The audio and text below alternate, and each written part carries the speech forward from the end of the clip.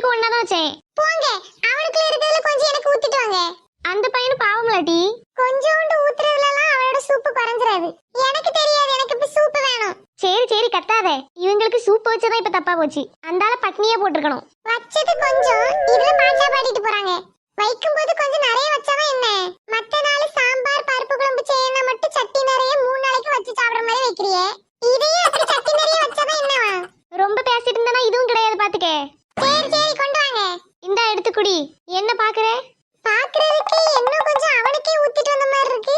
எனக்கு எக்ஸ்ட்ரா ஊத்துற மாதிரி தெரியலையே. அப்படி எதுவும் இல்ல டீ, உனக்கு தான் ஊத்திட்டு வந்திருக்கேன். அந்த பையன் பாவம், அவனுக்கு கொஞ்சோண்டு தான் இருக்கு. சீக்கிரம் குடிச்சு முடிச்சு அதையும் தருவீங்களா? எல்லாத்தையும் ஒரு அளவு தான் குடிக்கணும். சும்மா கடைச்சி போச்சுன்னு எல்லாத்தையும் ஊத்திட்டு இருக்க கூடாது. இந்தா இவ்வளவுதான் இருக்கு, குடிக்கணும் குடி, இல்லைன்னா வச்சுட்டு போ.